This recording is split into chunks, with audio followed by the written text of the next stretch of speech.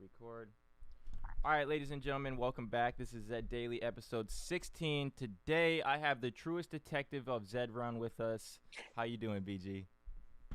Good. How are you doing? Pretty good, man. Pretty good. So before we get Right on. into all the detective work you've been doing lately, I want to start out on how you just got into Zed Run and how you discovered it. Yeah. My same buddy who got me into Top Shot pretty early, um, got me into Zed pretty early, and I actually waited a couple weeks because I was like, horses, like, what are you doing? And then he told me he flipped a couple horses and made some money, and I was like, well, okay, maybe I'll take a look. And then the first line of code I wrote was March 28th. And I think I actually wrote a couple things beforehand because I was trying to find a horse to like the first horse I was going to buy on Matic OpenSea, like right after that launched, and it was such a janky interface um, that I wrote a little script to alert me when new stuff went up there. And it was I just remember that time being so weird, right? Like nobody had any idea what made a horse good, so I was just like, I guess this one's a pretty color. And is this um, is this like on the direct Zed Run website? this was on Matic OpenSea. So like the before Zed was on like regular OpenSea, there was like a Matic specific OpenSea that was like 100 times jankier. Um, and if you can imagine that, like it was worse than it currently is. Um, and and that's where the horses were. And often they didn't. You'd click one horse and a different one would show up, so it was like really broken. But that's when I got into it. Okay. And then what was that first horse that you got? It was a Z10 Genesis, which I raced into the ground. Terrible horse. Terrible name. It's called For the Color. Um, and which I think is a real horse name, which like I don't know, something I forget the exact percentage, but like 2/3 of Genesis horses are actually just yanked from the real world in terms of names, which was not obvious to me, but I actually went and pulled um, like there's a couple of the betting sites where you can pull all the horse race data in CSV form. So I did that, and then I matched them up with Genesis horse names, and like huge overlap. So I can tell Zed did the same thing, and I'm pretty sure that that name comes from there. They've definitely like slipped in some funny references to the Genesis names, but yeah, a lot of overlap with real world horse names. Yeah, I've noticed that too. A lot of Um, Australian named too, right? Like Australian named yeah, horses. yeah, yeah, but lots of like British horses, and yeah, it's like there's a pretty wide variety just based on where they pulled the names from. Um, like Ducky, I think is a pretty crappy horse in real life. So it's interesting to see where the performance disparity is too. Okay. So Yeah, so I raced that horse in the ground. Raced a ton of free races. Made I don't know, like that horse is way negative in winnings. But I was like, okay, I got to figure out how this all works, and that started me down the path of the statistical analysis, which is mostly what I do in Zed, honestly. Um, try and figure out how it works. And I mean, the detective work is the fun part for me. Um, and then what keeps me interested is mostly just the community, the analysis, and then I breed and sell. So that's where the money is for me. okay. Um, I keep thinking that I'm gonna um, come up with some stats edge on racing and get back into racing, but that requires a little more work, I think. So I just haven't done that yet. So what was the first kind of detective work you started to do? Like what was the first issue or thing that someone wanted you to look into or that you looked into yourself? Yeah. So, I mean, the first thing I needed to do was understand how it all worked, right?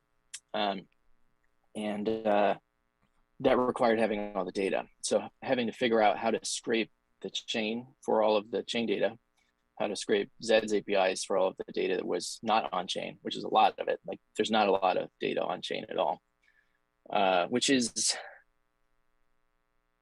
I mean, it's a little sad. I think Zed wants to move more of it on chain. They they've expressed that interest, and I think it's really just they have other business priorities. Um, but yeah, it's not a lot of it on chain. I think like the newest horses, and by newest I mean like the most recent, like 60, 70,000 horses, don't even have their name on chain. It's only in the API, and I assume that they will go back and like batch update all those. It's just, yeah, there's not, like, the concept of classes doesn't exist on chain either, or ranking points, or race times. Race positions do. So race positions, like the final position of each race is on chain, but times and stuff aren't. Okay. So when you say on chain, what do you mean by that? Like it's not burnt into the code, like these things aren't into the like the code of the horse? Like what exactly do you mean by on Yeah, chain? yeah. So on chain meaning like they're not like stored in Ethereum storage, right? So um, let's say Zed goes away completely. That NFT you're left with right now, it doesn't have the name burnt into it. Um, it could. There's a space for it, but I don't know why. If I had to guess, if I had to speculate, they had some issues with names with like apostrophes in them, or like accent characters, and so I think they were just like, we're trying to like keep the ship afloat. Like we can come back and deal with that later. So I think it's a kind of a temporary lapse in storing that stuff, but yeah, like what you want is for all of that stuff to be on chain, because that's the only way they're going to get to this idea of provably fair. Like it irks me a little bit that that's still in all the marketing stuff, because right now, like, I couldn't prove to you that it's fair, like, as a user. I don't see like instances where I'm like, I think this is unfair, like in individual races. But Zed, I also think, couldn't prove it to you either, without like showing you the racing algorithm. Like they didn't build it in a way that was publicly verifiable, which is kind of what you need to be able to say that's provably fair. Um, So and let's then go go ahead. ahead. Actually, go ahead. Continue. No, my ADD just reset my brain. So My fault. You're good. So so go into that a little bit. So if something isn't baked into the horse, and that leaves room for them to potentially alter and change things, and you notice this, you noticed a change in the racing algorithm potentially. So can you tell yeah, us the story behind that, and then how the Zed Run team yeah, responded and the whole communication you had with them? yeah. So people are always asking me, what happened to my horse, and the vast majority of the time, it's like, yeah, you were racing your horse in one competitive environment, and that environment has changed drastically, and now you're facing different competition. You may not be facing horses that are that kind of look better to your eye, but they have higher variance, or they have higher distance preference, or you like changed what distances you were racing in, not realizing that your edge was in this, like maybe you were in 1000s, and you had a great win rate, and now you're in like 1400s, and you're like, why am I not winning as much? So oftentimes I can like kind of point to like, yeah, they took away free races and now everybody's in paid, and that's like a different environment, and you're kind of suffering because of that. Or it's a lot of kind of like, the landscape changed a bit. The one change that I actually wrote up and sent to them as like, whoa, this looks different than what I usually see, is the distance preference change, which did a couple things, and I have some hypotheses for how it works under the hood, I guess. But distance preference horses on August 23rd seemed to get much more consistent. meaning at their preferred length, so either short or long, they would get first place more consistently, and at their off distance, they would get 12th more consistently. So it made them, more profitable, and also they can downclass easier. So it's a buff to them, and it's a nerf to everybody else. And at the same time, we started to notice that high variance horses can beat high distance preference horses a little bit of the time where they couldn't before. So for that reason, it's like those horses do lose to horses they otherwise wouldn't, but their first place percent still went up regardless. So like for the top, I think septile of distance preference horses, their first percent or their first place percentage went up by like 12%. So like that's a lot for ROI, even though they were getting beat sometimes by horses that they weren't getting beat by before. And that's why I think people also were kind of like the God, what do they call it?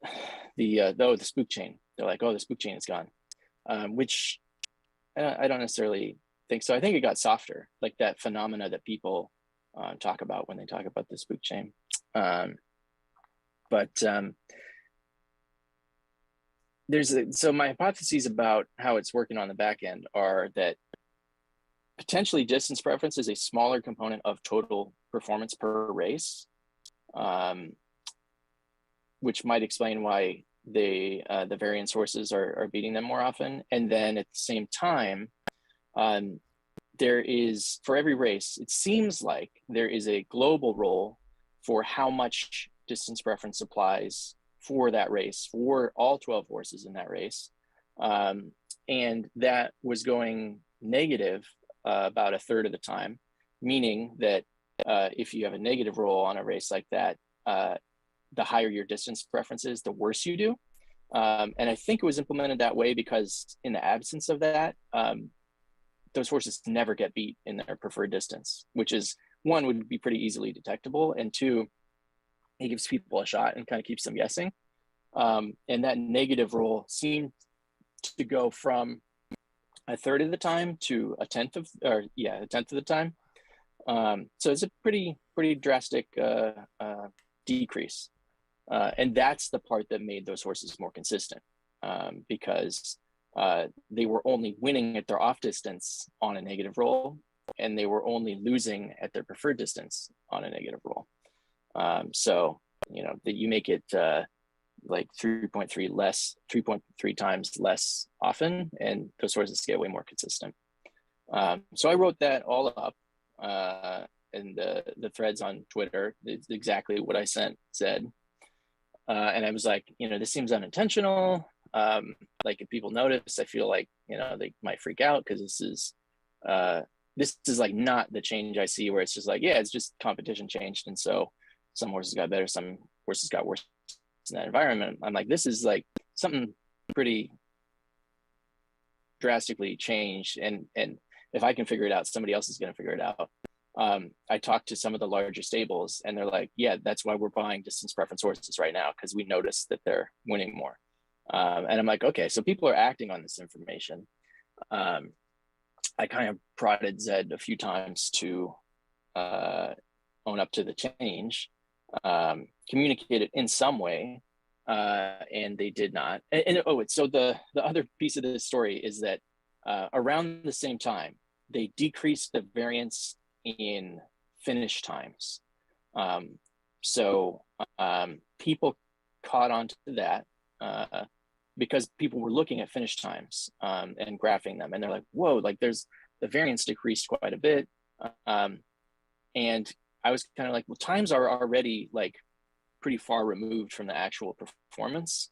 There's a lot of noise. And what I think they did was they wanted to remove the races where like all 12 horses finished within a millisecond of each other. And so they changed the variance of finish times to kind of remove that effect. And it's still my contention that like the time change is not really related to this. That was a totally separate kind of visual change, because they wanted the races to kind of look more like actual races would. Um, and so I had a lot of people ask me about the times. I'm like, no, I think that's just competition. And then people kept bugging me about like specific types of horse. And I finally was able to like uncover the smoking gun of like the distance preference changes. So that's why I was like, okay, fine, this seems real. Whereas a lot of the times I'm like, I think a lot of it is just, it's either visual change or it's just competition. So prodded Zed, they, decided not to communicate it. They did say it was intentional, whether I still, so Dan and or whoever he showed it to may not have even understood how drastic the change was. Like I tried to write it up in a way that the engineers there would understand. I'm an engineer in my day job, so I'm like, here's what I would want to see in terms of an explanation. And I still have no idea if they understood it or not. So I last week I offered to meet with them. Initially, it sounded like that was going to happen, but they seem to move real slow in some areas, especially when communication is concerned. I feel like they go through a lot of layers of like trying to get their story the way they want it, and oftentimes I feel like that just leads to like no communication, because they're like, okay, yeah, we got to wait for this team, and like, CEO's got to add his 2 cents, and we got to like polish it, and then they're like, oh, but like nobody cares anymore, so like on to the next thing, and we're not even gonna put it out. So somebody from the Zed team, I'm trying not to burn anybody else too badly. I do feel a little bad to publish the conversation with Dan, but I don't know, I get annoyed sometimes and act impulsively, so I mean, sorry, Dan. it's not your fault though, right? Because I mean, like looking from the outside in, if you like the community, not saying that they would, but like they could come after you, because like if Zed doesn't Yeah, respond on that and like you're aware of it, like if yeah, I'm you, I don't want to sit on that information, because then that makes me look bad. absolutely, yeah, totally, yeah. I don't I and I said this on Discord, like I don't like being in that position of like knowing the thing and trying to get them to tell people the thing, and either they're like, no, it's not a thing, or like, no, we're not going to tell anybody because we think it's like, a bug fix or whatever. Like that's still like, even if it is a bug fix, like you got to tell people, because it's a huge change for their horses. So I was kind of on that train, and then I kept thinking like, man, I gotta kind of tweet this out publicly, but it's a tough spot to be in, because I mean, I own a lot of horses. People might construe it as FUD. People might be like, oh, this is the last straw, I'm like liquidate my stable, and then just worrying like, okay, yeah, I'm worried about, sure, my bottom line, but like I got a lot of friends in Zed, and I don't want to tank everybody's value. Which, I mean, who knows how much any given thing I say affects the market? Maybe not much at all. But it's still, a thing I worry about in terms of like just affecting the overall sentiment. Because I mean, I want them to succeed. I have a lot of friends on the Zed team too that I talk to, and I don't want to make their lives harder. But so they did say on Discord the other day that comms were coming, but I haven't heard anything aside from that. I hope, I don't know what I hope for, honestly. They could, I want them to acknowledge there was a change. And I want them to provide at least a little bit of detail on what changed. And if they say nothing changed, like that's when they got to provide some data to back it up, or an explanation for what I'm seeing. Because in my eyes, it's incontrovertible. So Okay. that's what I hope comes out of it, is an answer. So a little bit of a tinfoil hat. Why do you think these changes were made? Like, what do you think was the reason behind it? I mean, it's going to have to be pure speculation, but I think there are a lot of valid reasons they could change things. So there's a part of me that thinks that they don't quite understand how the system works, and that this was a totally unintentional change, because I think it was a surprise to them. I have, like, my hope is that they have someone like me internally who's running the same analysis. Like from an engineering perspective, what you would want in a system like this is that any change to that racing algorithm as it gets committed to the code base, or before it gets committed to the code base, they have a suite of unit tests that run. And those tests might do something like simulate, 10,000 races and show you the spread of results for a set of given horses. So they're like, okay, we have these horses, and what it should do is fail the build if those results change drastically from what they were before, right? Because you want an early warning system. Because I think the danger in a system like that is you change one small component of how it works, and you get these kind of like large changes in results that somebody like me who's looking at all of the data at once can kind of suss out. And so I think it may have been totally unintentional. I think like maybe like what Dan said, like, we fixed a bug and then it had this result. That could be true. I'm not sure they were trying to change the performance of any specific class of horses, because they are like so like it seems like one of their primary focuses right now is outclassing and making that harder. And what they did by accident was make it a lot easier for those horses. So like that's what kind of makes me think like, oh, this was not intentional, because it has the opposite of their stated intent. So yeah, I'm curious to see what they're going to say. Wouldn't surprise me if it was an accident. Still think you need to kind of communicate it at that point. But we'll see. Okay. So since you're an engineer, how would you have communicated it? Like, once you're on the Zed team and you found out about this, what would your response have been? So if it's coming from me, I mean, I would figure out what I could say without revealing too much about the racing algorithm, because I think that's their big issue with communicating things like this in detail. Because if they share too much, people are going to get a better understanding of how the algorithm works. I think honestly, we have a pretty good understanding already. Like I wrote a kind of toy simulator that spits out very similar results to what Zed does. So I'm like, okay, like from that, I can kind of guess that this is how it works. I don't like the one kind of gap is that I don't know exactly how they apply distance preference, only that sometimes it seems to be negative. And when it is negative, it's negative for all of the horses in the race. So like you can kind of model that and make up a simulator that spits out similar results. But if, I think they're having to be very careful, or they feel like they need to be really careful about what they say in that regard. So if it's me, I'm kind of like, I trust that people can understand the technical explanation or find somebody who can kind of contextualize it for the community. So I would certainly, if they're going to be like nothing changed, like the only way they can do that is if they can produce an analysis that disproves my results, or explain why I got those results. If they're going to say, okay, yeah, it was a change, here's what the change was, I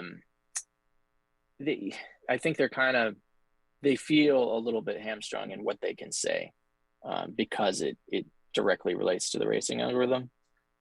So I like, if I'm there, I'm like pushing for like, please, give them a little bit more detail about why this change was made, and that it was unintended if it was unintended. And yeah, so just as much detail as possible, but I think it's going to go through their layers of comms until maybe it's a little less than we want. Right. And then if you were there as well, would you wanna announce, well, from both sides, like if you were on the Zed Run team and being a player, I mean, it's kind of a two-folded question, but like, would you announce every change if you were an engineer there? And being a player of the game, do you want to see them announce every change? So the one problem with announcing every change is that you already have people thinking like, oh man, what did they do to my horse? They killed my baby. So it's going to make that worse. But at the same time, if the goal, or if they're already saying it's provably fair, how is it fair to change how racing works without telling people? If you could publicly prove and verify each race, you would see already that you would be able to know that those changes had been made. So it seems like a thing that has to be there for the system to be provably fair as they kind of still say it is. But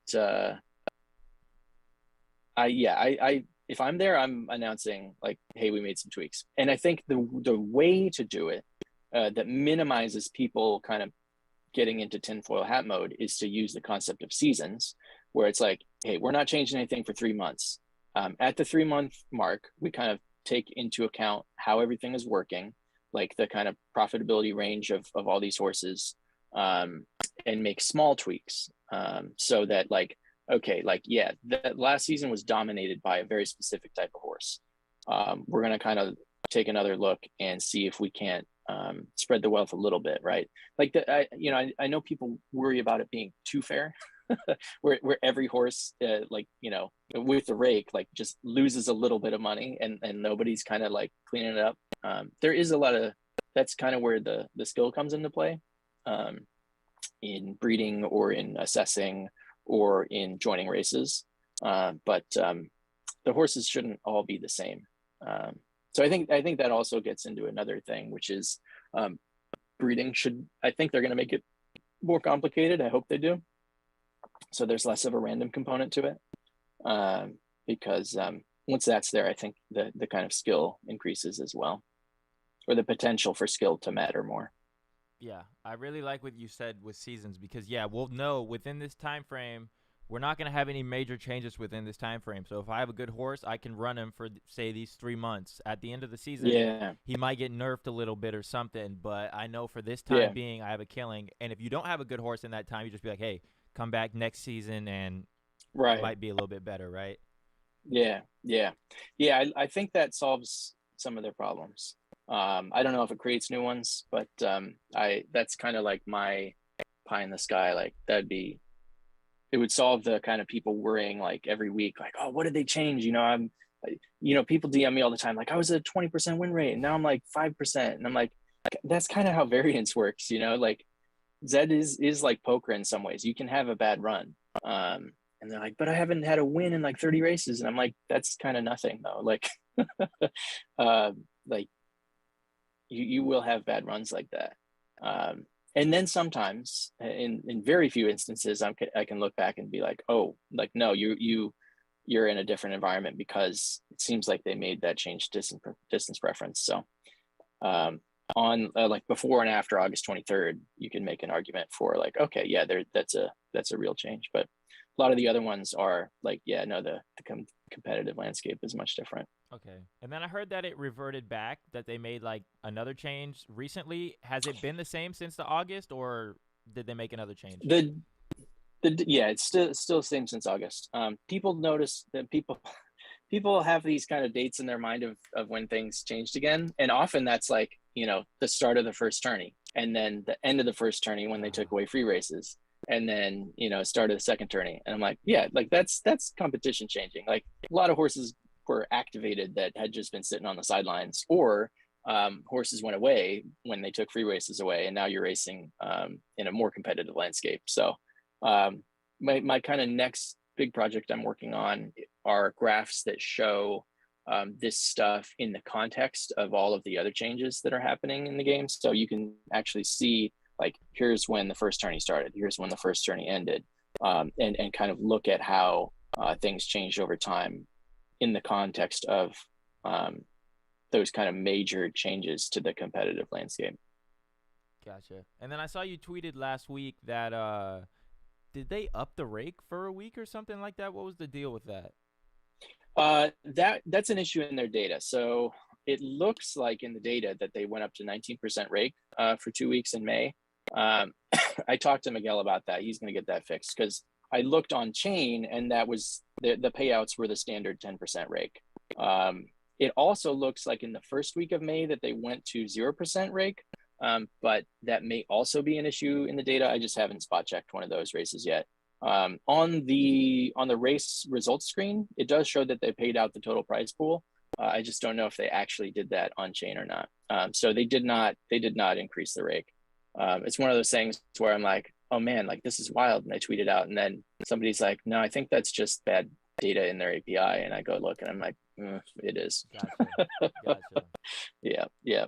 So I thought I found something there. It wasn't actually there. I mean, Gotcha. what I found was that the API has bad data in it, which they are going to fix. So if anybody's got historical, if they're doing historical ROI analysis, they will want to um, update those payouts in their database. Because right now, like I calculate ROI for, and like Know Your Horses does, and Haku does, like those are wrong for those races in May. Okay. And then so I started listening to well, first off, how did you link up with XYZ? Like what's the story there? I don't know why we first started talking. Actually, in Step Stable, um, CJ was in there, DUS was in there, and that's I really liked. I mean, I still like Step. It's not as active as it was, but when I first got into the community, I really liked Step Stable Discord as a place that was having like more analytical discussions and whatnot. And that's where I found CJ, who he kind of saw what I was putting out in terms of analysis and asked me a bunch of questions. And we talked back and forth about different theories and whatnot. And then he and D West started XYZ, had me on a few times to talk analysis and theories and whatnot. And then I hang out in their Discord. Cool. But yeah, they're good peeps. Cool, man. Because when I first started listening to them, I think this is like you guys introduced me to baseability. So how did you Mm. guys discover baseability, and what's the importance of baseability on a horse? Yeah, yeah. So, I mean, the kind of short answer is that it's in the guide. Like the Zed guide talks about ability and distance preference and variability. And so we were just trying to figure out, you know, how would you measure ability? What does ability do for a horse? What does it do for that horse's offspring?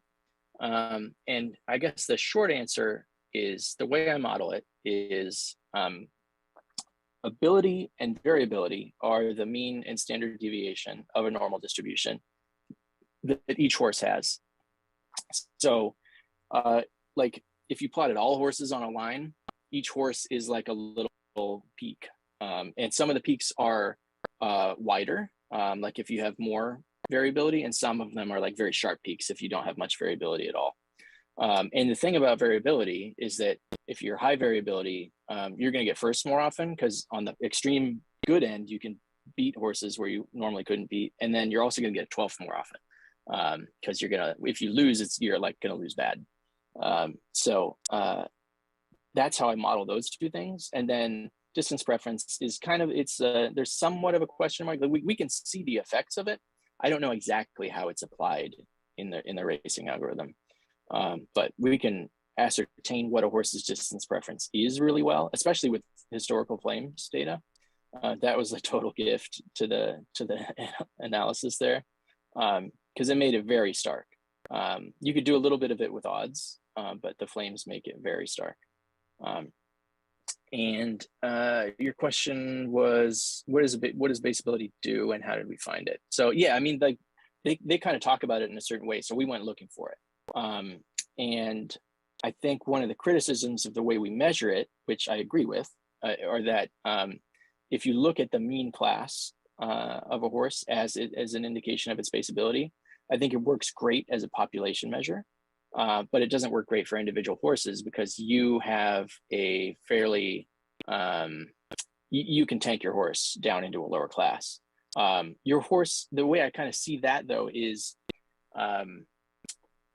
your horse is buoyant in to some degree. So if you force it down a class, it's going to naturally bounce back up. Like if you just entered races randomly, it would settle at a given level. You can tank it in its opposite distance as much as you want if you want to pay for it. But if you just started entering completely randomly, it would bounce back up to a certain level and kind of like, depending on its variance, it'll kind of like, hang out around that level. And so that's why looking at the mean class over many races does give you a pretty good metric, especially when you look at the population level.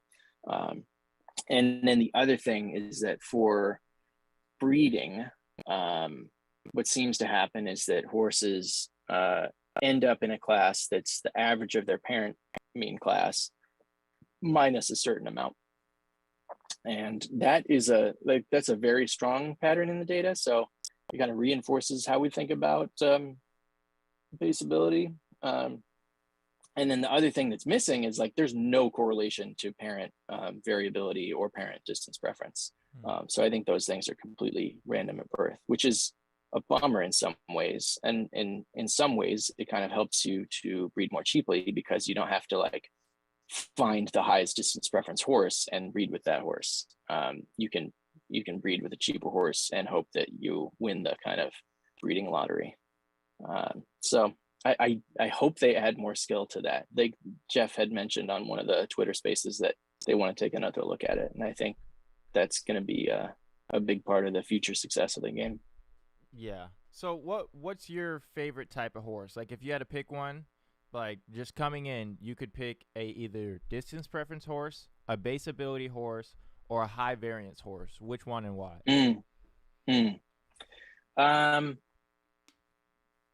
I would say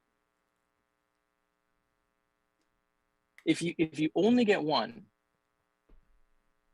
if you only get one of the three, and the other two stats are average, then maybe variance. Because if you have top variance, and you're average on the other two, I think you're gonna win quite a bit.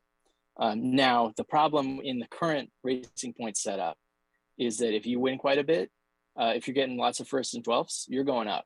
So you're going into class 1. And I don't know if we've seen yet. I want to do a kind of pre-post analysis for those high variance horses specifically to see what happens to their ROI once they get up there. But I would say I also think that those points are temporary.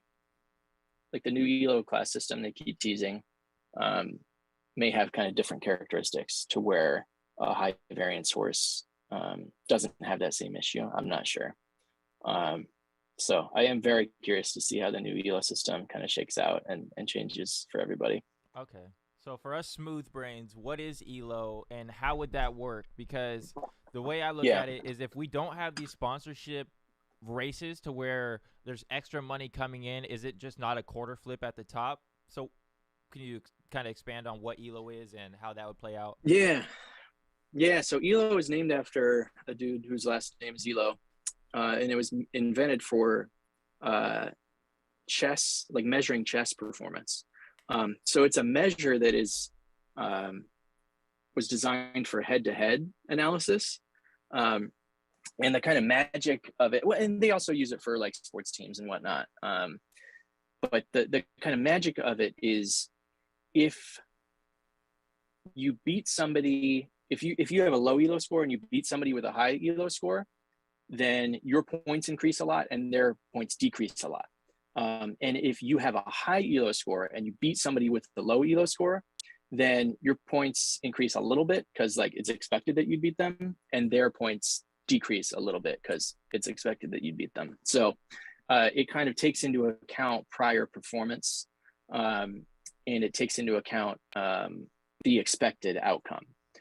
So that's how it works for head-to-head. There's a couple different implementations of what are called multiplayer ELO, and those work for things like races with many entrants, like Zed is. One of them is called, it's an algorithm called multiplayer ELO. And there's one that's called ELO MMR. And those are, they're very simple algorithms, but they take into account who beats who in a multiplayer race. And they're used by like online game matchmaking. So Microsoft actually has their own implementation of like a multiplayer ELO system called OpenSkill, which I've also implemented because it's open source, so you can just use their algorithm.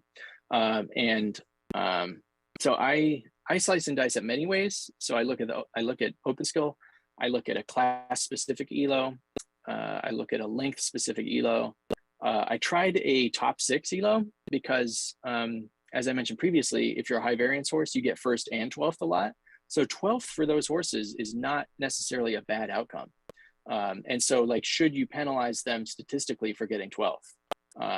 And something like ELO will penalize them for getting 12th, whereas should the algorithm take into account that that's not a bad result for them? So I've kind of played with different like point systems for generating rankings and whatnot.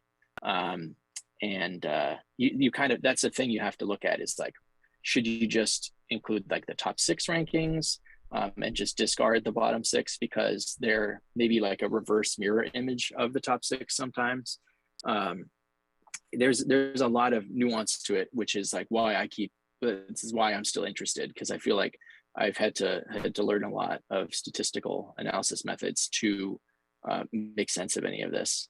So it's like a fun challenge. Where I started down a path and I cannot remember why. What was your oh yeah, right, like what is ELO, right? Right, yeah, so you got open skill, you got ELO, you got various methods of calculating ELO. I'm not sure which Zed is going to use. I'm really interested to figure out how they implement this and how they implement the classes, right? Because one way they could implement the classes is everybody starts off at 1500 ELO, and maybe that becomes class 3. And then if you drop below that, you're in classes 4 and 5. And so the ELO could be the cutoff between classes. Or like there's different ways they could do it. I have no idea how they're actually going to do it. So it's all just speculation, but I'm curious,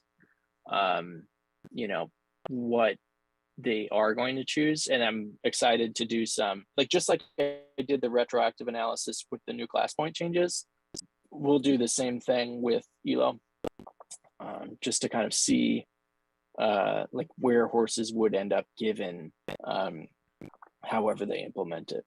Okay. So once the best of the best reach the top and they have the highest ELO scores, how do you keep them just from sending money back to each other and just flipping quarters? Mm-hmm. Yeah, I mean, part of that is you could ask the same thing in real world racing, because like the best of the best do race against each other. There is skill in choosing races. I think what they're doing with tournaments is the start of something really interesting, because they're kind of tweaking what the best horse in a given tournament could or should be by changing how you qualify and how the quarterfinal structure works. And so I'm really excited for that. I'm excited for sponsored tourneys and like smaller tourneys, like custom tourneys. So you could get some sponsorship together and invite some monsters to come race, and like maybe they do it because the pot is juiced from sponsorship, and they're happy to kind of like throw that in there. And then like at the lower level, you have people that are just like, they got not donkeys, but like, cheaper horses that they've been able to acquire, and they can join custom races as well, or custom tourneys, and kind of find some enjoyment and potential profit there. So it seems like a smart move on Zed's part, and a way to kind of make different classes of horses worthwhile to own. So I'm excited to kind of see what continues to happen there. But as to your question of like, if you're at the top, are you just trading money around? Maybe. I'm not sure if that's necessarily a bad thing, because there are a lot of horses at the quote unquote the top, right? There's a lot of horses in class 1. There will be more with the new class point changes. And there are horses that go in and out of class 1. And so part of the skill is like, this horse is like a high variance horse that just got into class 1 and they got to race sometimes. And like, I'm going to try and be in those races because I think I can beat that horse, or I can beat the field with that horse in there, providing just that little bit of statistical edge, because I understand that horse is not a what used to be a class 1 horse. They're in there now because the point changes happen. So I think, yeah, it's Zed to like really do well in Zed, you kind of have to keep track of which horses are where and what the current level of competition is. You can't just set it and forget it. And that's where I think I get a lot of those questions on Twitter of like, yeah, I was winning 20% and now I'm winning like 5%. And it's like, yeah, because things changed. And Zed didn't change, but the people racing changed. They're racing different horses. They're looking for you in those races now. They're like trying to snipe you because they realize that their horse is better than yours. Like the other thing that happened is that you have the Know Your Horse extension and the Stack Max extension. And so people, like this idea of racing intelligence has spread, right? It's been kind of like the wider community has access to it. Whereas I think a lot of people were doing more private analysis for joining races. I long ago I did a similar kind of thing where I would join races where I thought I was better than the field, and you can take like I had like a 5% donkey that I got up to like 12% win rate just by picking races, right? And things change, and I just didn't keep up with it. But like that's a thing you can do if you are so inclined and have the developer talent. So I think there must be other people doing that. Right. And just yeah, being cautious of who you're racing against and studying your Yeah, fields, right? If you see a horse that's yeah, probably going to scare you, maybe just sit out, right? Because it's not worth it. right, yeah, yeah, yeah. And I think it's hard too because people want to race, right? Like if some people are fine, like just they want the entertainment, they want the thrill, they like they know like given enough races they are going to get first, and so they're kind of willing to just chuck a horse in because it maybe for some people takes the enjoyment out of it. Like if you have to be like an analytics, like if you got to be looking at every race and like trying to snipe 12 positions so that you know everybody in the race, like it becomes much more of a grind versus like, hey, I got a decent horse and I just chuck it into races and like, yeah, I get some ROI on it and I have fun and I'm enjoying the community. So it's different strategies for different people. But yeah, some of the people that are like that have put their horse in like 20,000 races or horses rather, I have to imagine that they're using some kind of like automated intelligence. I could be wrong, but if I'm racing that much, there's no way I'm doing it by hand. So Zed, so you're saying like a lot of people are possibly botting?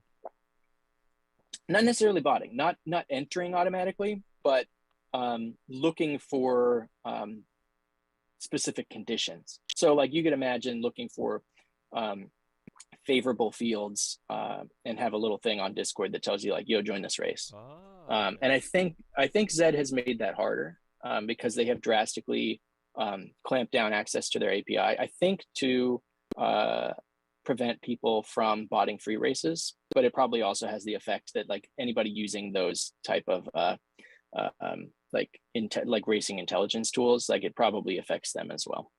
And that's all just speculation. I haven't actually seen tools like that in action, aside from the very specific one I wrote for my donkey back in the day, which I ran for like 2 weeks.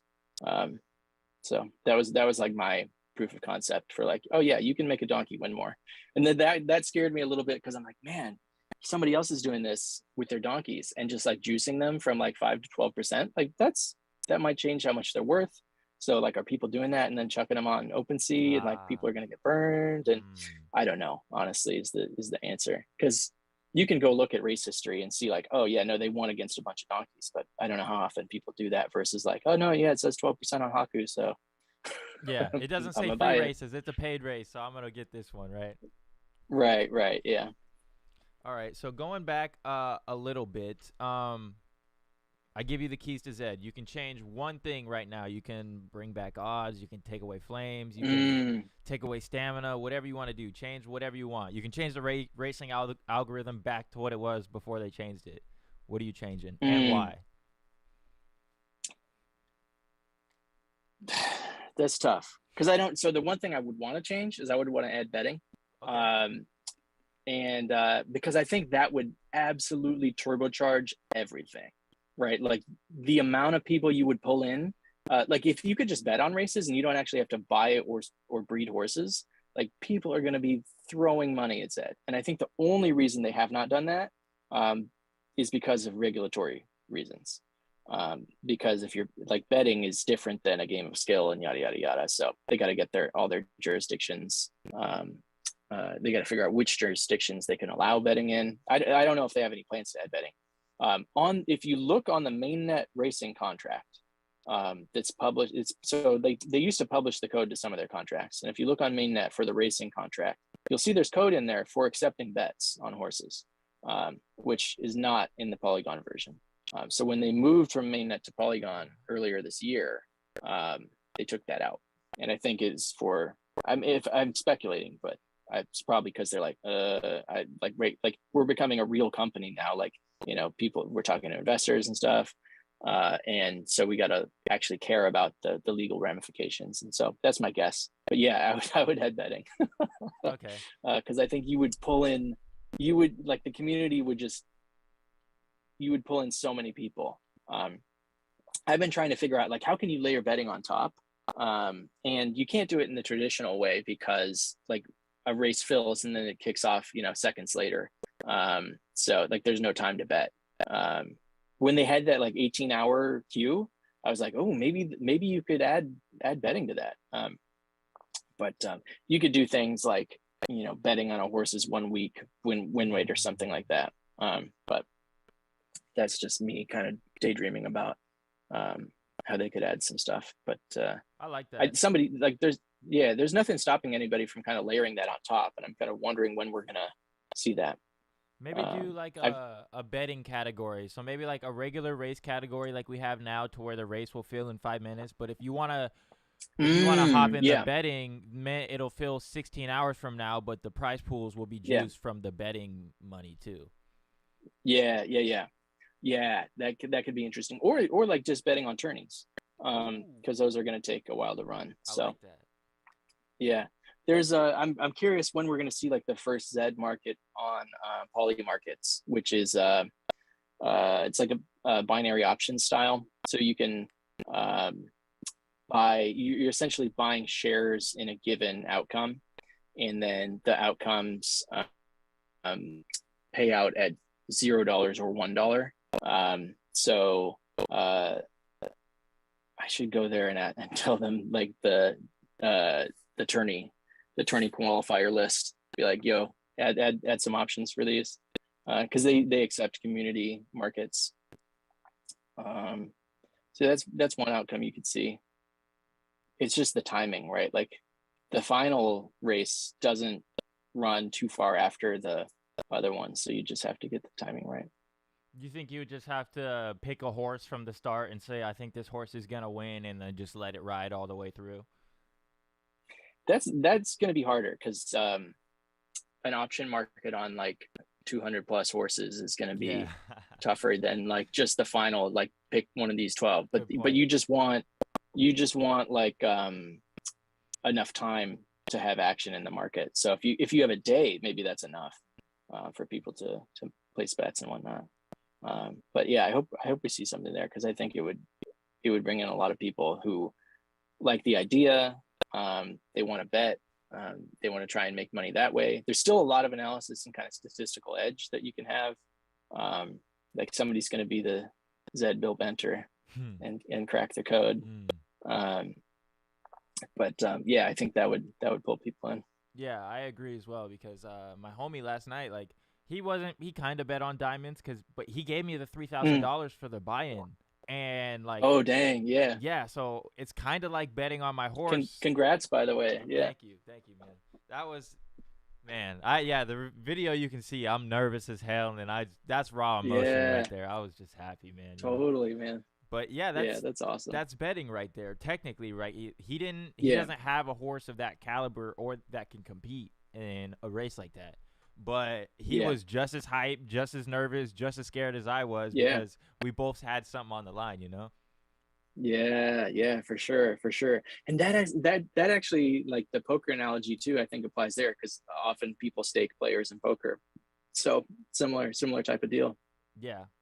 Chat, if you guys got any questions for BG, we got about like 7-8 minutes left, so shoot me your questions. I got a couple more questions for you, and then we'll get into the chat questions. Yeah. Are you ever gonna join the Zed team?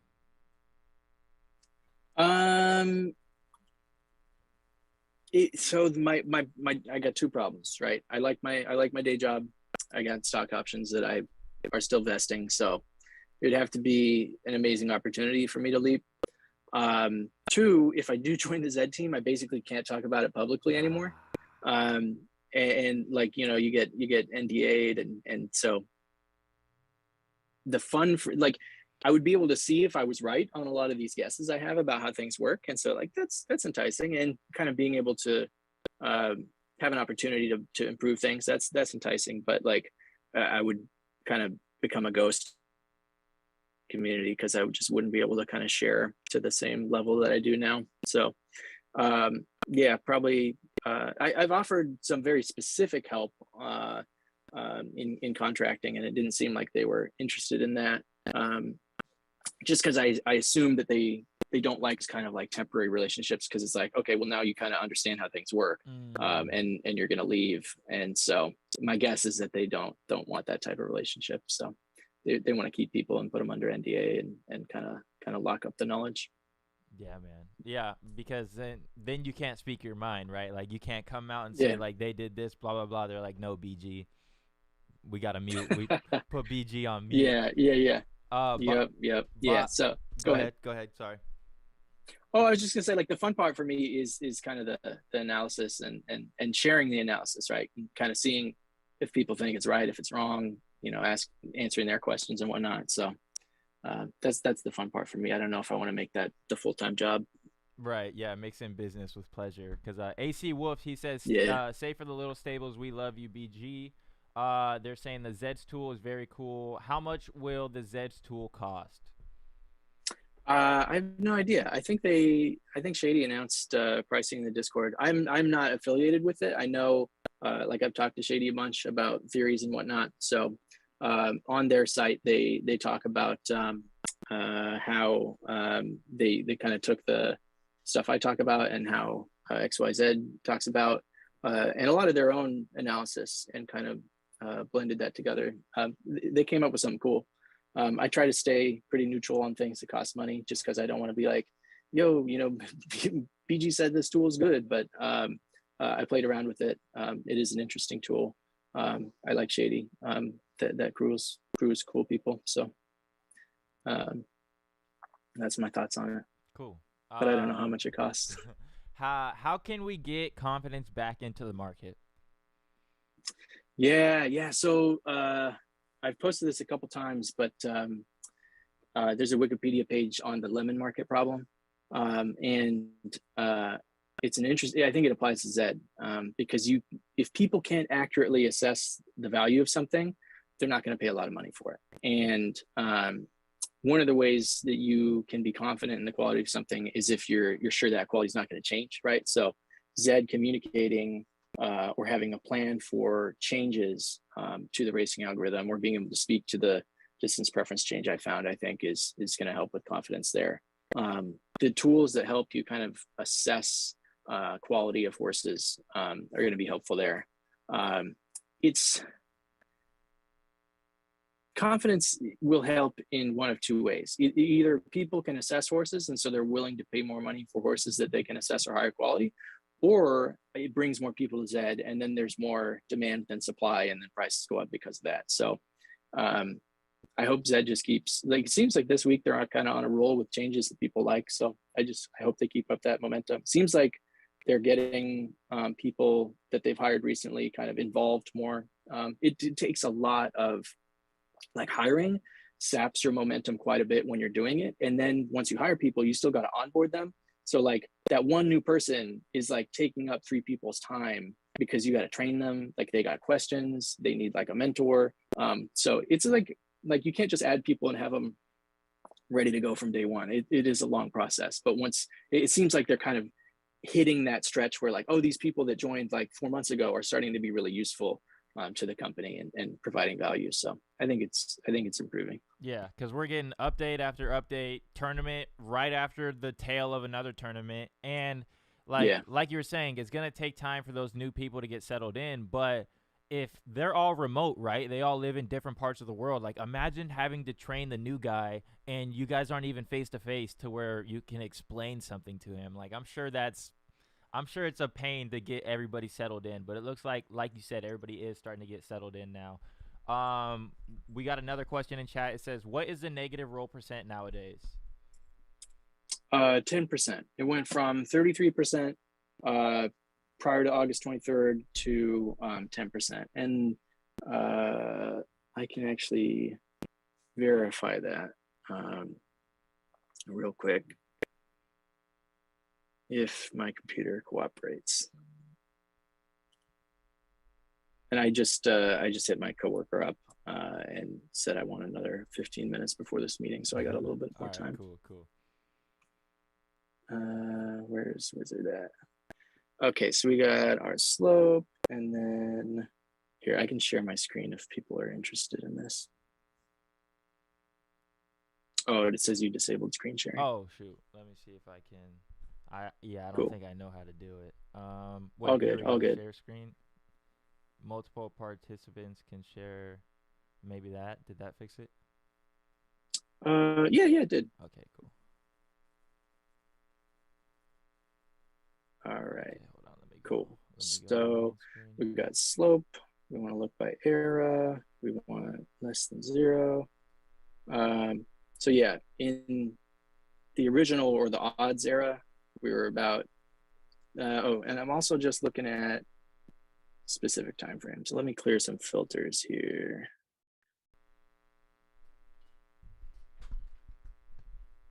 Okay, yeah. So in the odds era, about 33.1%. And in the fatigue and the stamina eras, about 9.7%. So what does that mean? Because I'm kind of confused. So like by negative rolls, is it that there's more negative rolls or? So in the odds era, so prior to fatigue, you were seeing a negative roll 33% of the time. And in the fatigue and stamina eras, so like the current era, you're seeing a negative roll 9.7% of the time. So seeing those less often. And a negative roll means that a horse would get first place on variance. What does a negative roll mean again? So negative roll. The negative roll is global to the race for all the horses. The distance roll is global to the race for all the horses in the race. If it's positive, which it is the majority of the time, then distance preference applies normally in the race. And it's a multiplier, or I don't know if it's an exact multiplier, but it affects the scaling of distance preference in that race. If it's negative, then distance preference has the opposite effect on those horses. So they do worse instead of better. And so if you see a negative roll in a short race and you got 12 horses in there with varying levels of short distance preference, you'll see the one with the least short distance preference rise to the top if it's a negative roll. And if you have a downclasser in there and it's a negative roll, then they might win because their multiplier has gone negative and they have a lot of long distance preference, so they might win in a short race. So it just kind of flips how distance preference works for that one race only. So what you're kind of showing right here is the high distance preference horses are winning less than they were in the odds era? No, so the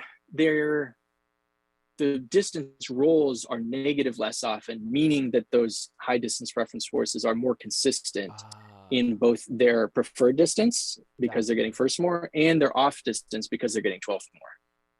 So that's what you mean it's easier to tank now? Yes, it's easier to declass because in your off distance you can get 12th more consistently. Whereas, so like you're getting 12th, or you're at the bottom of the rankings 90% of the time if you're the lowest distance preference horse in the race, instead of 66% of the time. So you're getting 12 way more often in the current era. Gotcha. And so like that makes me think that it was not intentional by Zed, because it made those horses able to declass much more easily. And they're trying to stop that with all the class points and all that stuff. Yeah. It's like they're doing all these, they kind of go backwards intentionally. Golden Glow Master, you asked me this yesterday, and I'm glad you resent it in chat because I was looking for it earlier, but I guess I didn't write it down. He asks, question for BG: is there more stables racing now or less stables racing? The last time I ran, uh, uh, there was much fewer, but it was I think likely because we were in that week lull between tourneys, and there were no free races. Here, I'm gonna stop sharing, and then because this is just gonna make my screen lock up when I change to the all horse races view. There's like I was trying to calculate. I got like 7.5 million rows times 116. Yeah, there's almost a billion data points in that in that file. Wow. So it locks my computer up something fierce when I load it the first time. So Dang. we'll see if that'll load, and then I can actually tell you how many horses are racing in the weeks since that lull. But yeah, it like we were up at like 10,000 active stables, and then it dropped down to like 6,500, I think. So it was like the first kind of lull that we'd seen, and like I think it was definitely affected by the removal of free races. Yeah, but we got them back to back now, which is nice. Is like we have continuous Mm-hmm. free races, but yeah, it will be interesting to see what the outcome is on that. Yeah, yeah. Somebody says, after how many races would I be able to tell my horse's distance preference? That's a good question. Sometimes it's easy. Um, I don't have a great number. I can come up with a number though. Let me think on it and kind of just look at where like number of races by um, accuracy, basically. So I'll have to think on it and get back to you on that. Like I think there's a number that makes sense to kind of call it like accurate enough, but I haven't done the analysis to kind of know it off the top of my head. What I usually do when I'm just like off the cuff is I look for 50 races. You don't need 50 to kind of suss it out. What you really need to do is have enough races at kind of you want some at both ends and you want some in the middle, and that should give you and it doesn't have to be 2600, it could be 2200 because there's no distance preference applied at 1600, and then the further you get from 1600 in either direction, it applies more. So 2200 is the equivalent of 1000 in terms of that, like they're symmetrical around 1600. And so if you want to race some thousands, some 1600s, and some 2200s, I think you get an idea pretty quickly. And the other part that's annoying is if you never flame, you can still have distance preference, but you're maybe racing in too high a class, unless you're already in class 5, in which, sorry, you have a donkey. But maybe, I mean, the new ELO system may give us some more dynamic classes, in which case more horses become profitable. So I'm excited to kind of see what they do there. But yeah, there's actually, you can look like the easiest way for like the average person to look at distance preferences by flames. And then, like I said, the only issue is if you never flame, you can't really look at the difference in flames between lengths. What you can do is look at your length specific ELO, but nobody has shared that information as a public data set yet. I have it, but sometimes people ask me to look up their horses, which I try to do, but I got ADD, I get distracted. Yeah. I'm sure you get a lot of DMs too. Like, can you look at my horse? Is my horse broken? Blah blah blah. Is this a good buy? Which like for the most part, I'm always happy to talk. I run out of time sometimes because I got my day job and whatnot. Right. So I give you half an ETH. You have no horses. What are you gonna buy on the market? What bloodline, genotype? Are you gonna go unraced? Are you going raced? What are you gonna get? Probably buying lots of lottery ticket Z2s. Because I think just the way that I think the breeding algorithm works Class 1 is eventually going to be just full of Z2s. Um, I think those are going to be the best horses in the game. Until and unless they change the breeding algorithm, those horses are going to start to dominate. So that's what I'd be buying. Now, why the Z2 legendaries? Is it because what it goes in to make them? Like, because I thought the same thing coming into the game. I thought if I'm taking an offspring of these two horses that can never be made again, and this is like the bar, this is the Z1, then this has to be my best chance at having a good racer. And it worked for one horse, but I've also seen it not work. So why Z2s? Yeah, it's going to give you the best chance of a Class 1 racer. It might be a donkey because distance preference and variability are random. So you still have to win the lottery. But if you do win the lottery, you're going to have a Class 1 racer, which is where I think the higher level of profit is going to be. So a lot of people want to race in Class 1 or seem to for the prestige because like there wasn't a huge monetary benefit until recently, where they're kind of like, okay, yeah, we're going to kind of stack the high entry fee races there in the higher level of competition. So, but I think now that they're kind of pushing things in that direction and kind of like teasing, like you're going to, you know, they've said things like you're going to want to race in higher classes. Like we're going to provide incentive for that. I think it makes sense to look at the Z2s for that reason. Why is Z2 over like a Z10 Genesis? Or because when I came into the game, I've always heard people say, "Oh, get a Genesis because it's long term. They're not making any more of them." Blah blah blah. But the way I looked at it is, you're not going to have your highest chance of getting a good racer, in my opinion. So why would you pick a Z2 over a Genesis? So the Z1 through Z10 Genesis are basically spread out through the 5 classes linearly. So like a Z10 is a solid Class 5 horse, which if you want a Class 5 horse, like go find a Z10 Genesis. It's still a lottery ticket because the distribution of variability and distance preference is random. There are other reasons to own a Genesis, like they keep teasing Dez and like the kind of governance stuff. And they're also always going to be rarer, right? We're up at like 54,000 horses. There's only ever going to be 38,000 Genesis. And so they're rarer for that reason. But the Z2 is going to be the average of its Z1 parents in terms of base ability. So it's much more likely to race in Class 1, whereas a Z10 is much more likely to race in Class 5. And that will change a little bit as we breed a bunch of turbo donkeys. Like as we breed more Z268s, like the Z10s are going to race in a little higher class. And this, of course, assumes the current class system. But Elo may kind of change things up more. Do you think we get Dez in 2022? I have no idea what they're doing with Dez.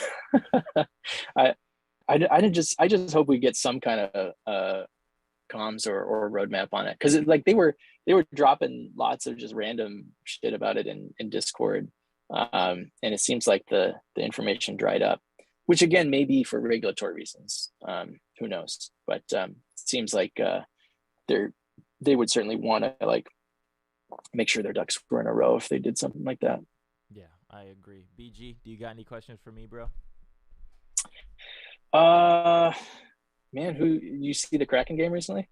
Dude, no, I gotta tune into those more. Like me with sports, I only really tune into like playoffs when it gets like. Oh, okay. Oh, all right. Yeah. Yeah, like game 7s and stuff like that. I'm gonna tune into those. Yeah. I got you. I actually first time I got to go to a Kraken game was a couple days ago. Nice. We broke our 6-game losing streak, so it was fun. Highly recommend catching a game. And then of course I saw your green lights, so I figured you for a Hawks fan. Yes, sir. That last game was brutal, but yeah, we're having a bad year. Yeah, they got to pick it up this year, but I'm hopeful. I'm hopeful. We still got good old Pete Carroll. We got Russell still if he sticks around. He might just take a little pay cut, Russell. Get an offensive line or something, and we'll be good. Yeah. We just got to figure out the system. Yeah, none seems like it's quite gelling, but yeah, I'll still watch the games and feel awful every Sunday. Right. Like that's why we're fans, right? Because I mean, if we're going back before the Seahawks won the Super Bowl, like I'll tell you myself, I was a 49ers fan, and half of the kids in my Mm, school didn't give a damn about the Seahawks. But I'll tell you, when we won that yeah. Super Bowl, nobody was at school on the Super Bowl parade. Everybody was a Seahawks fan after that. So Mm, yeah, yeah, yeah. Yeah, I bandwagons. got my Hawks blanket Let's right here. go. Let's go. Well, all Right on, right, man. BG. Thank you so much for the conversation. I learned a lot, and thank you for all you do in the Zed space. Just being a detective, being a voice for the smaller guy. I think a lot of people appreciate you, man. Right on, right on. Thank you. Yeah, and I appreciate. Thank you for having me on. It's Yeah, awesome. no Awesome problem, to man. talk to you. Have a good day, bro. Cool. You too. Talk to you later.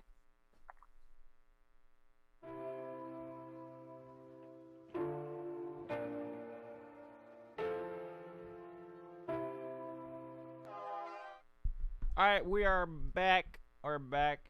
We're gonna. That was a good conversation. Shout out to BG. We're gonna hit stop recording on that. I'll post that later. Okay, I'm gonna have to pull that up and pull this up, and we're rolling. Cool.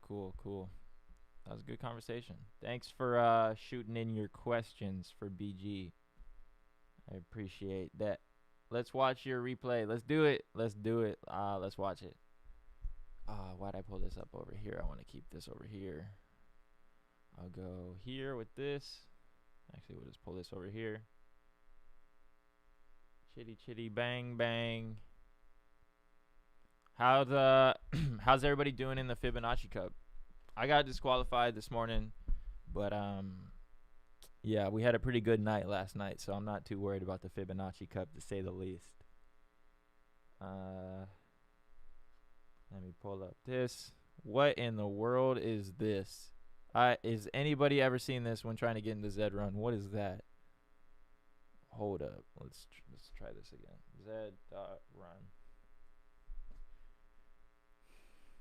Okay, let's look at chat. Yeah, that thing was tweaking for a minute. Replay. All right, let's go. Bruins here, but psyched for the Kraken. Let's go. Bruins, I used to rock with. How you get disqualified? I lost, big bruh. I lost. All right, look. Here's the Fibonacci Cup race. I got 8th. Did it? Why is it not showing first and second in this race? That's weird. Okay. Yeah, I got 8th in the Fibonacci Cup, but fuck that shit. Who cares about that race? This is the race we want to look at right here. Man. This crazy shit. If you guys watch my reaction, that was authentic. Like that was my live reaction to the race. Hit refresh twice. New captcha just F5 it. Okay, gotcha. But yeah, this was crazy. Story behind this race is I was in the first one, the first Redwood City Classic, the first $3,000 buy-in. I was like, the first time I did it because I won the $500 1600 meter.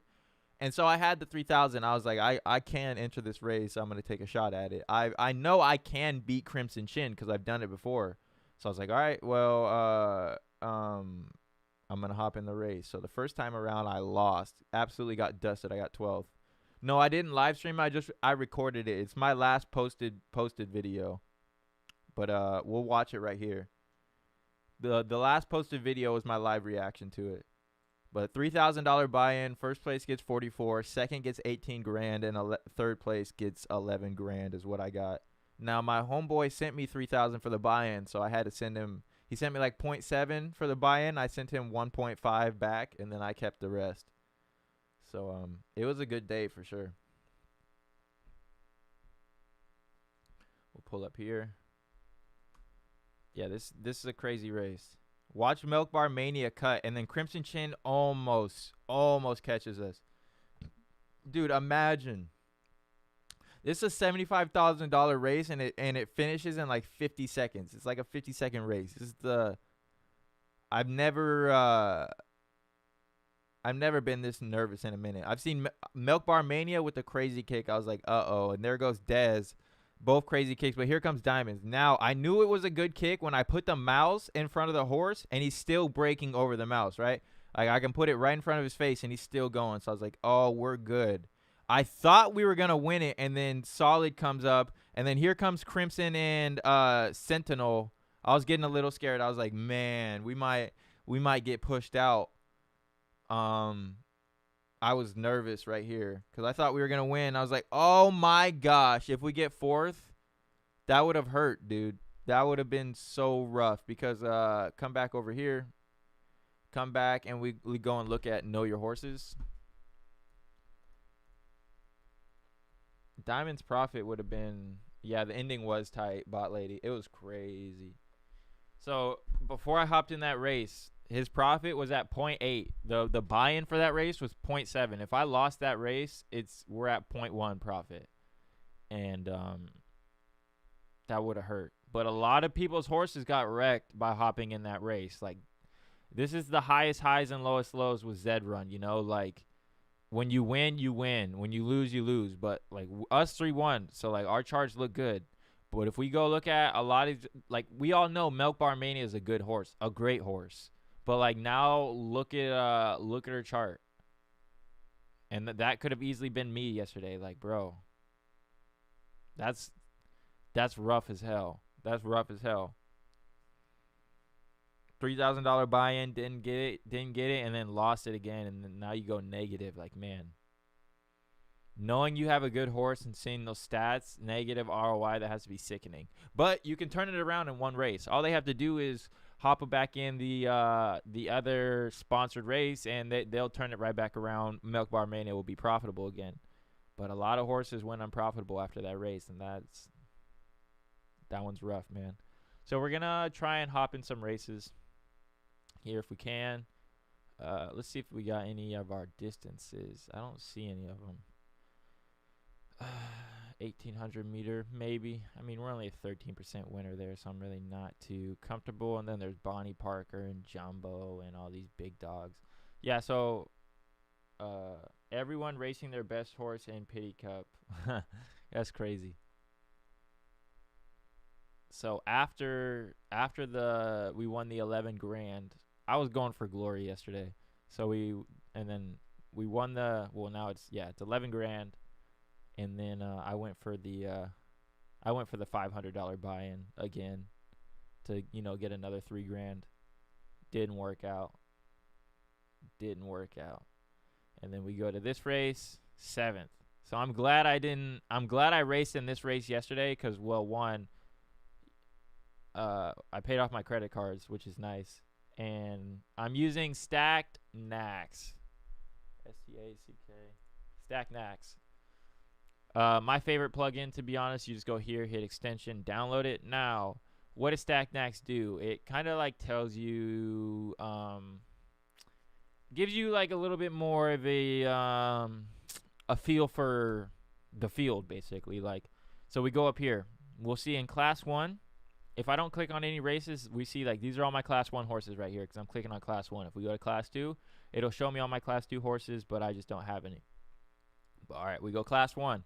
We see Diamonds and Calico. They're both 18% winners and then 17% winners. But this is just in Class 1. But now if we go to this 1,800 meter, it's going to show me how good I am at this 1,800 meter and how fast I've ran, right? So we can see Diamonds. He's a 13% winner and out of 70 races, and he's flamed 87% of the time. So now we come down here and we look at these horses. This is their distance on the right side. So this is 1,800 meter Class 1 is how they perform. This is their overall. This is their just overall stats. So overall, they're a 19% winner out of 393 races. But in Class 1 at 1,800 meters, they ran 66 races at a 26% win rate. So that's pretty good. There's Barack in here out of 221 races, has a 21% win rate and 100% flames, and he's ran 65 speed. I don't really take speed into account, but yeah. So good horse. And the red is like threats. So in their total race, In total race record, there's only three that are threaded: Treetop Flyer, Barack, and Fridge Boy, because it tells us right here. These guys put us on alert, and then these guys don't scare us at all. But these, the red ones, are the ones you should watch out for. You really want to enter a race when your horse pops up green up here, kind of saying like, oh, this is a good field. So I bet you right here, my diamonds will pop up green, maybe. No, it's kind of hard. You're probably rarely gonna find, especially when you get into class 1. Okay, here we go. So like these horses, nobody right here scares these 4 horses. So they popped up green.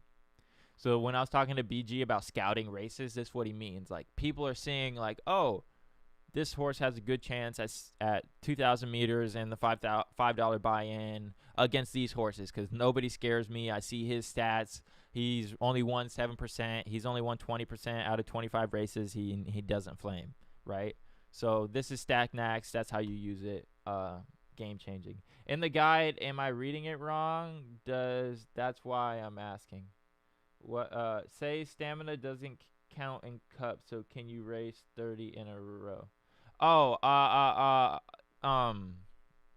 like if you're racing today, like paid racing and you're still qualified, like on the next level of the tournament, it's not going to affect your tournament race.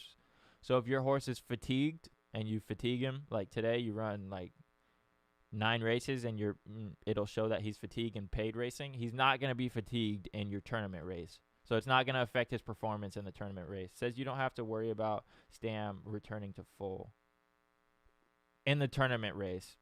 So outside of that tournament, you'll still have your stamina affecting you, but inside that tournament race, whatever qualifying you're in, or if you're in the semifinals now, it's not going to affect your stamina. But your stamina will be affected in paid racing. Kind of, the wording on it is a little confusing, so I understand that. Shoot. There's a $10 1,800 meter, but there is some monsters in here. I think I'm going to sit out of this one. Miss Universe, monster. Barack, a monster. Bonnie Parker, all these horses. Like, let's just go look at the head-to-head. Bonnie Parker, I don't know, whoops my ass. I don't know why. Bonnie Parker, diamonds. 19% win rate, 42% place rate. Like, man. 14 finishes ahead of me out of 21 races. 1,600 meter, 18 to 18, 18, 18. Like, I flame more. I flame more over Bonnie, but she wins more. And, I mean, last time we were racing was in the odds era. Still pulling better odds, but she just beats me. So maybe if I'm just on the wrong side of the U on a lot of those races, I'm not too sure. But that's really it, guys. That was a conversation with BG. I hope you guys learned something. I learned a lot. We showed you guys the Fibonacci Cup race. Did not pull out in that one. We got 8th, but to be honest, I'm not too worried, you know. Like this was the most clutch race of my life. Like the most clutch. Wow. We pushed out the Crimson Chin, Dez, Milk Bar Mania, Jupiter, Pikachu. Oh, like respect to everybody. I respect all those big guys in this game, but that's why I kept my horse, is to be able to race in a race like that. So shout out to my boy Corey for paying the buy-in. If you guys got any more questions, hit me in the chat. If not, we're probably going to hop off here, call it a day. Just relax for today, and then we got Thanksgiving tomorrow. We got BG, or not BG, we got ZG. We got BG and ZG from Thursday, or what's today? Wednesday and Thursday. So BG today, Thursday tomorrow, or ZG Thursday. And then we got Segundo Stallions on Friday. I'm going to have to work on saying his name because I struggle with that a lot. But that's it, guys. So thank you to Bot Lady for being a great moderator. Thank you for Sniper, Ian, X-Cuck, Aaron McKinley. Who else we got in here? AC Wolf, what up, big dog? Happy Thanksgiving, homie. Happy Turkey Day, Gators fan. Will Just Chill, thank you for tuning in. Golden Glow, I saw you up in here. Hope we got your question answered. Eric This is Warbeck. Shout out to you, brother, man. Giza, Galaxy Racing. Shout out, homeboy. And it's lit. All right. All right. Y'all take it easy. Y'all take it easy. Have a good night. Thanks for tuning in. Thank you, Bot Lady, for being a great moderator. And I'll catch you guys tomorrow with Zed Gazette in the morning. Bring your notepad. We're going to be talking about inbreeding, breeding, all that good stuff. So it's Jarek LG. I'll catch you guys in the next one. Peace.